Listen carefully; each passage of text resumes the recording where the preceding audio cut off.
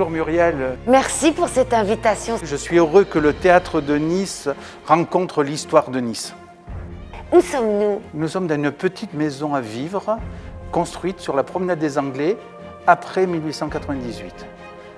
On a la famille Masséna, le prince d'Essling, qui décide, comme toutes les personnes qui sont en villégiature, d'avoir leur propre maison. C'était la maison familiale alors? Oui, 6 personnes à vivre et puis 60 personnes pour l'entretenir. D'accord. Et aujourd'hui, alors, qu'est-ce qu'on fait de cette maison si fantastique? En fait, aujourd'hui, c'est devenu un musée. En 1917, le prince d'Essling la donne à la ville et en 1921, un musée d'art et d'histoire est mis en place. Et d'ailleurs, nous allons rencontrer cette histoire à travers la venue de Napoléon III et Eugénie à Nice en 1860. Extraordinaire. Et donc, on a des strates d'histoire sur les murs de la maison, puisqu'elle a gardé sa configuration de maison à vivre. C'est une des obligations de la donation, c'est que jamais le rez-de-chaussée de cette village change d'affectation. Et donc, lorsque vous venez, lorsque je te reçois ici, je te reçois comme aurait pu être reçue Eugénie en 1900. Et d'ailleurs, nous allons nous promener à travers les salons, si tu le veux bien. Ah ben si je me prends pour Eugénie, avec plaisir, oui.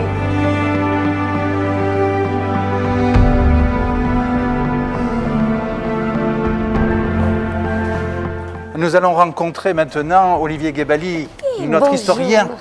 Écoute, Olivier, je te laisse avec Muriel. Alors, il me semble que nous sommes un peu chez Napoléon, ici. C'est pas entièrement faux. Et ça tombe très bien, c'est un hasard, parce que ces trois-là ont joué un rôle capital dans le rattachement de Nice, et de la Savoie d'ailleurs, à la France. Ben, le premier, dès qu'il était général Bonaparte, dès qu'il a commencé général Bonaparte, il a été à l'origine, lors de la campagne d'Italie, non seulement d'un certain nombre de victoires, bien entendu, mais surtout il a été à l'origine peut-être de ce qu'on a appelé ultérieurement le Risorgimento. Pourquoi? Parce qu'il a dit très clairement aux Italiens, en particulier dans le Milanais, vous étiez un grand peuple, vous pourrez à nouveau faire nation. C'est merveilleux. La force des grands orateurs. La force des grands orateurs. Il a donné d'ailleurs le premier drapeau vert, blanc, rouge à la garde nationale milanaise. Le drapeau italien, c'est Bonaparte. Et alors, le neveu a marché sur les traces de son oncle. Le neveu, c'est effectivement l'aboutissement du Risorgimento, l'indépendance et l'unité italienne, et avec comme dividende pour la France, le rattachement de Nice à la France. Quand ils sont venus ici, puisque le couple impérial est venu en septembre 1860, tous les deux, Eugénie ont joué un rôle extrêmement important. Eugénie a été, pour la population locale, le sourire de la France impériale. L'évolution de la mode. Oui, l'évolution de la mode. Si rapide. C'est extraordinaire. Elle a ici, enfin, quand elle est venue ici, elle avait 34 ans. Ici, elle est plus jeune, de 7 ans. Elle était déjà la plus belle souveraine d'Europe. Elle était vraiment une femme remarquable et quand elle est venue ici, elle a manifestement, on ne s'en doutait pas, enchanté la population et en particulier les jeunes filles. Puisqu'elle a été accueillie avec son mari au palais devenu palais préfectoral. C'était une influenceuse, un magnifique modèle. Oui, hein, une influenceuse comme on dit aujourd'hui. Exactement. Voilà Muriel, c'est exactement ça.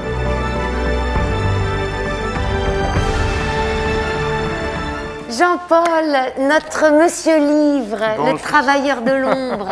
Et alors, qu'est-ce qu'on a comme trésor dans cette exposition? L'Illustration et d'autres grandes revues suivent le voyage impérial dans le Midi.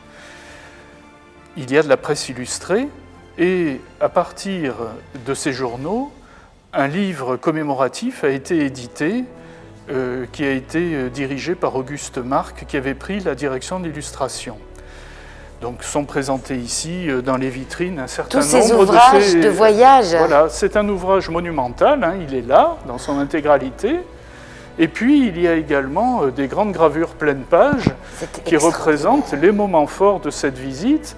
Là devant vous, ce sont les délégations des différentes communes qui sont descendues du Haut-Pays, des vallées, pour présenter leur hommage au couple impérial. C'est extraordinaire d'imaginer le rapport au temps, parce que pour réaliser ces gravures, aujourd'hui on va si vite avec nos caméras, c'est extraordinaire de pouvoir penser à ce décalage. Donc là, ils ont suivi les délégations communales, et puis il y a surtout l'entrée du couple impérial à Nice, parce qu'on remet les clés à Napoléon III officiellement. C'est le maire de Nice, François Malocena, qui les remet sur la place Garibaldi.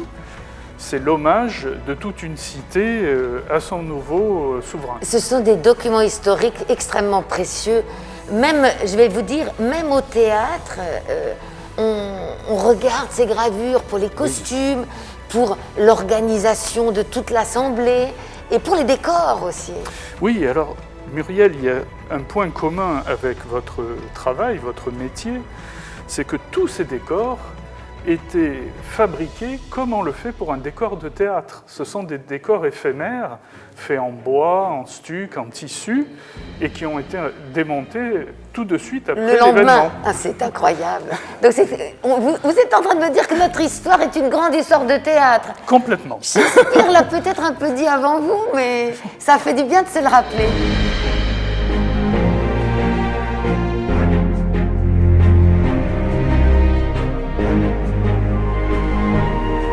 Alors on est dans le lieu de la lecture. Quelle merveille. Et alors Jean-Paul, quand est-ce que cette pièce est devenue une bibliothèque? En 1937, Alors où sommes-nous exactement? nous sommes dans la bibliothèque du chevalier Victor de Sessol, qui a donné sa bibliothèque à la ville de Nice en 1933. C'est une bibliothèque érudite, humaniste, familiale, constituée sur plusieurs générations.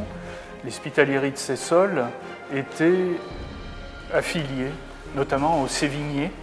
Donc il y a toutes les éditions de la marquise de Sévigné, au Castellane Magastre. C'était une des familles principales de Nice. Là, le tableau, vous avez Hilarion de Sessol, qui était président du Sénat.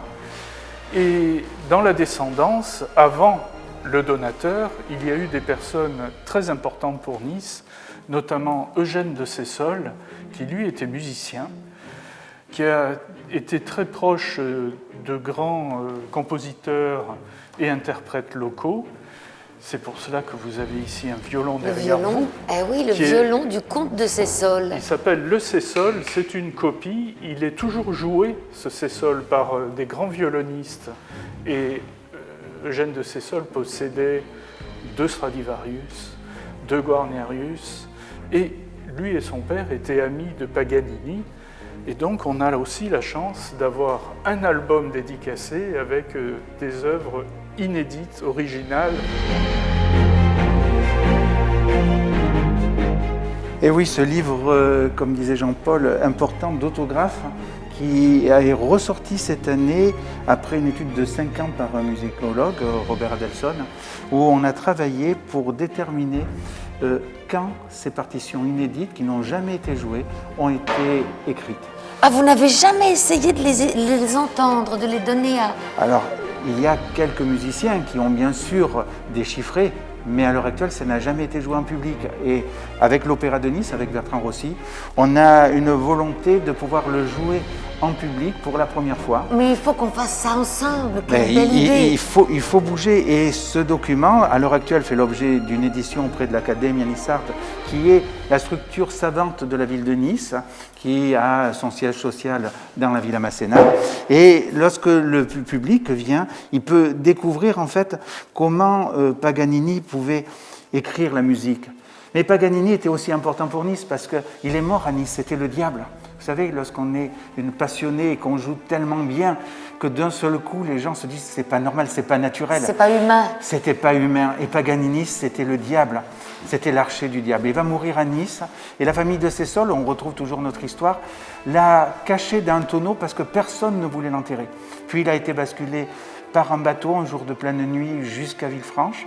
Là encore, on a essayé de l'enterrer. Ça n'a pas marché. 30 ans plus tard, l'évêché a décidé de pouvoir enterrer officiellement Paganini. Mais tout ça, c'est une autre histoire. Et je crois que notre histoire va nous amener vers la fin de cette visite.